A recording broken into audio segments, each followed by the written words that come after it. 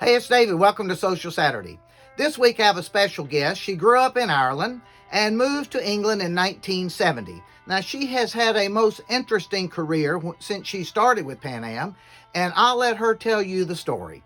I hope you enjoy. This week's Social Saturday will be via Zoom, so you'll see more of her than you do me.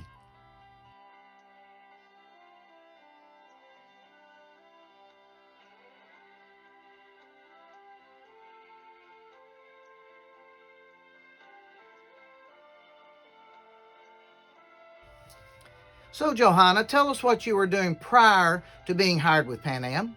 Living in London and flying for Monarch Airline, which was a chartered airline.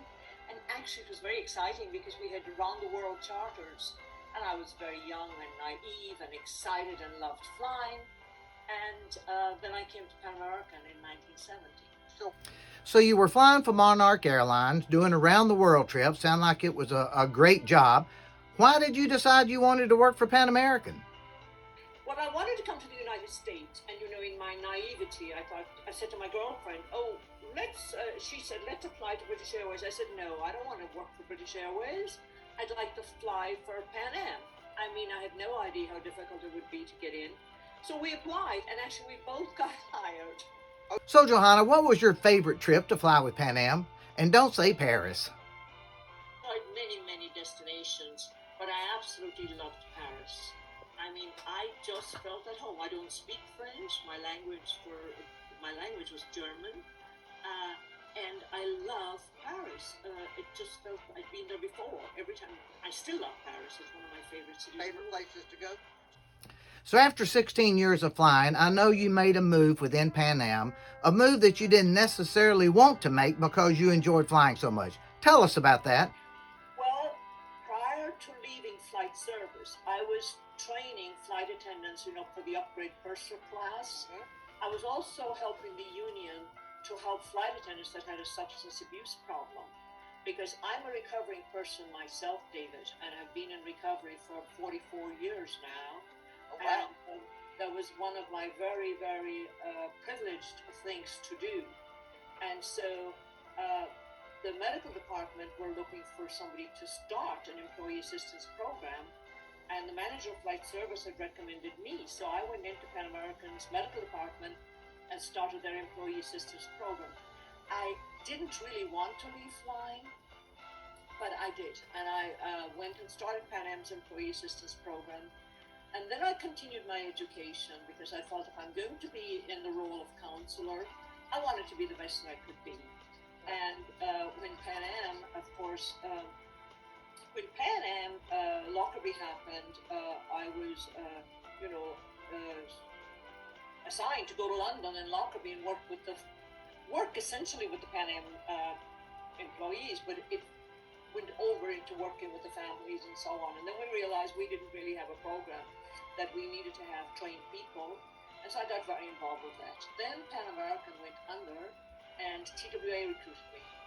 And I went over to TWA as the director of essentially they called it Special Health Services, but it was the same as Employee Assistance Program. And developed there what we would call CARE program. We called it a trauma response program, and of course Flight 800 happened. Right. Going to Paris and exploded over Long Island Sound, and that was another absolutely, soul-shattering experience. And I stayed with TWA until American, merged with. They didn't merge; they bought TWA out. Right. So, after the airline industry, Johanna, you made a move into a different industry. Tell us a little bit about that. While I was working with TWA, I was very fortunate. I was able to complete my PhD in clinical psychology. And so I really had sort of finished with the airlines after Pan Am, TWA, and then American. American was just shortly after 9/11, so I was very involved in 9/11 also in New York. And I thought I wanted to be more close with clients and doing more clinical work. So I had a great opportunity to work for the Brady Ford Center, and I worked as the vice president of their treatment center. Let me ask you this. Back to Pan Am now. When you were flying, what was one of your most memorable experiences? You know, once we were leaving Paris and we were in the bus going to the airport, and I thought, I saw Olympic Airlines, and I thought, oh, we're going to have Onassis on board. This was a really intuitive, almost an Irish witch kind of thing. And I'm working first class, and guess what? We had Onassis on board. Well, was he nice?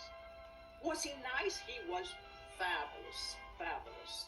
And so were you single then, or was he married to Jackie O then? He was married to Jackie O, and I was single. If he had not been married to Jackie O, I'd be after him in a New York minute. Yeah.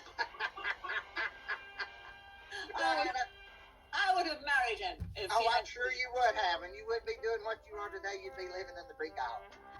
So, Johanna, what are you currently doing today? You know, would you believe it or not, I live in Las Vegas, because you do know we had dinner when you were out here. Yes, that's correct. It was absolutely delightful. I work as a consultant. I have some private clients, and I consult to treatment centers. And I do a lot of public speaking on subject matters of ancestral trauma, healing ancestral trauma and addiction. I also, just finished my memoir, which is very much about my experiences with the airlines, and particularly with the aviation disasters that I was involved in. And the title is Flight with Weighted Wings. Oh, okay. And that should be out in a couple of months. Perfect. Well, thank you, Dr. O'Flaherty, for being on my first Zoom Social Saturday. I wish you well, and thank you, everyone, for watching Social Saturday, and we'll see you again in 2 weeks.